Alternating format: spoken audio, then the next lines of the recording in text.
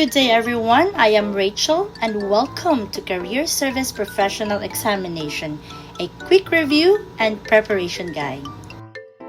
The Career Service Professional Examination, also known as a Civil Service Exam, is a qualifying examination for individuals who wish to enter government services.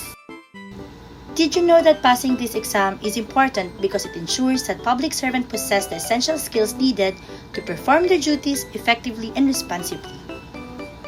This quick review will cover the 3 core competence areas in the examination. The 3 core competence areas are verbal ability, analytical ability, and numerical ability.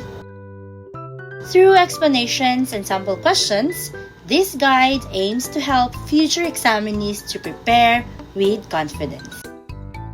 Now let's start with verbal ability.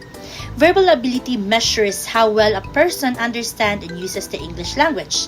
This includes grammar, vocabulary, reading comprehension, and paragraph organization. Key concepts: grammar and correct usage, vocabulary and contextual meaning, reading comprehension, and paragraph organization. Since we've identified the key concept for the verbal ability, now let's have a sample question. You have to choose the correct answer. So this is all about grammar. Which one do you think is correct? A. She don't like working late. B. She doesn't like working late. And letter C. She didn't like working late. So the correct answer is B. Why? Because she is a singular subject. In the present tense, we use the auxiliary verb doesn't with he, she, or it, and the main verb remains in its base form. Have you learned something? Now, let me give you another sample question, and this is vocabulary in context.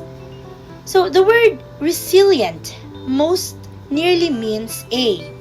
Weak, B. Flexible, C. Easily broken, or letter D. Slow. The correct answer is letter B. Flexible. You have to remember the word resilient refers to the ability to recover or adapt after difficulties. Now, let's proceed with analytical ability. So, what is analytical ability? It is to measure how well a person can think logically, recognize patterns, and draw correct conclusion based on the given information. You have to remember that this part, the analytical ability, when it comes to exam, it focuses on reasoning skills, not memorization.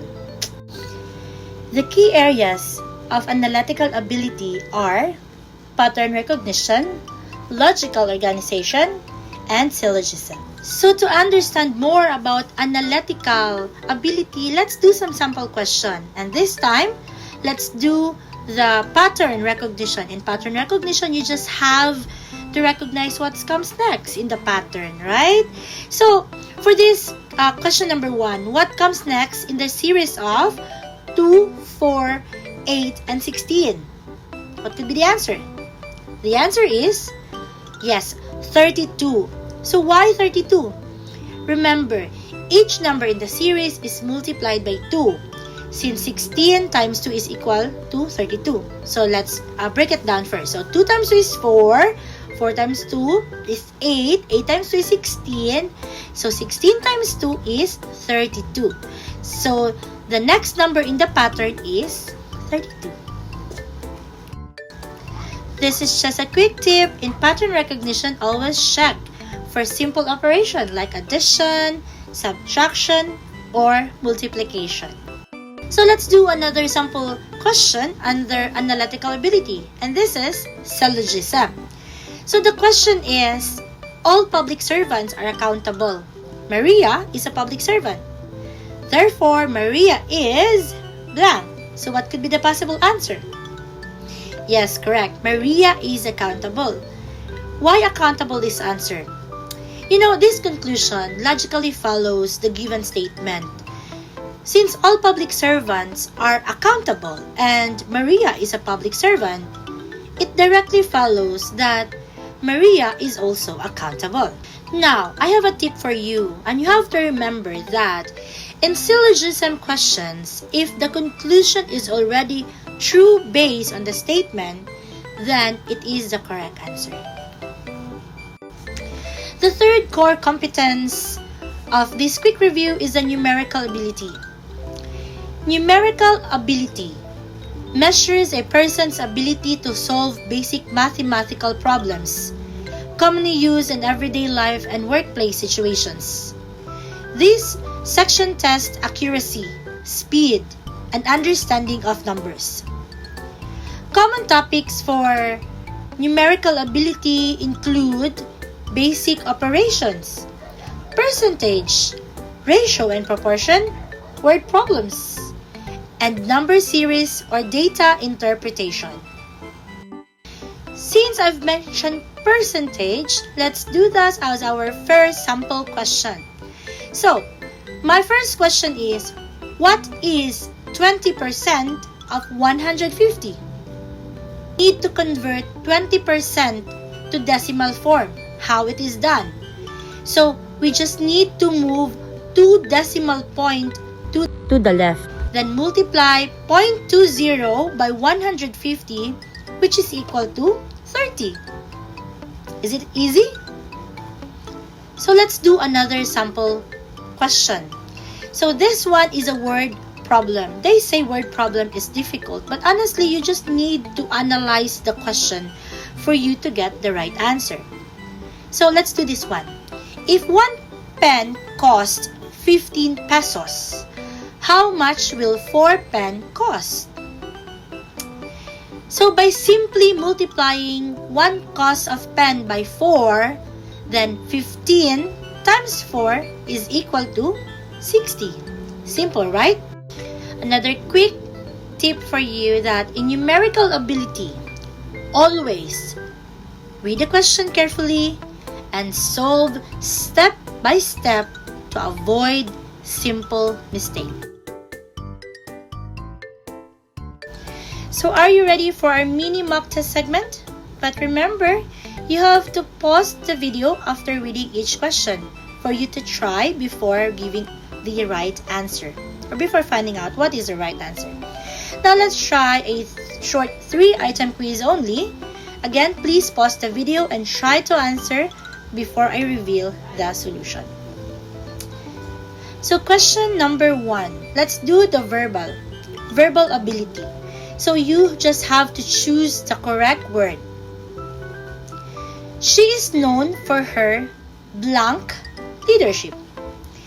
A, effective. B, effect. C, effectively.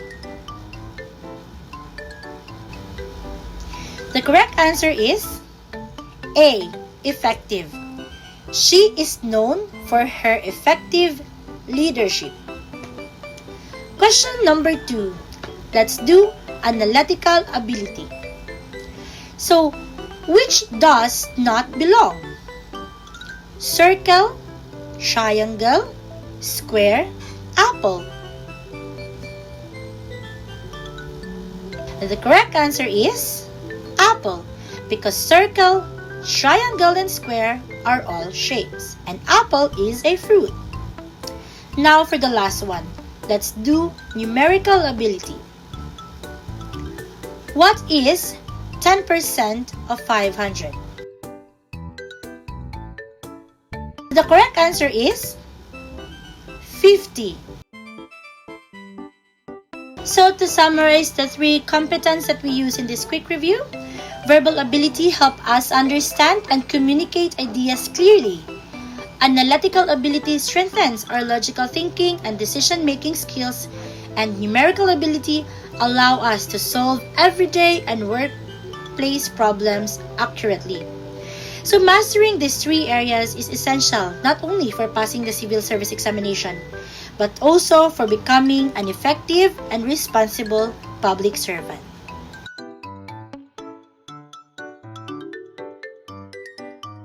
Creating this video helped me strengthen my own understanding of the civil service examination. By explaining each concept clearly and solving sample questions step by step, I became more confident in my test-taking skills. However, it is important to remember that this quick review is only a guide. To be fully prepared, examinees should still read, study, and practice using additional review materials such as mock exam, textbooks, and previous test questions. Consistent practice helps us improve accuracy, speed, and confidence during the actual examination.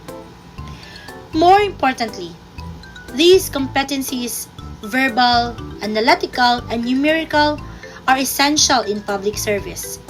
They enable government employees to communicate clearly, think critically, and make sound decisions that truly serve the public interest. Thank you for watching this quick review and preparation guide. I hope this video helps you in your preparation and motivates you to continue studying. Good luck in your civil service examination, and I hope to see you in public service.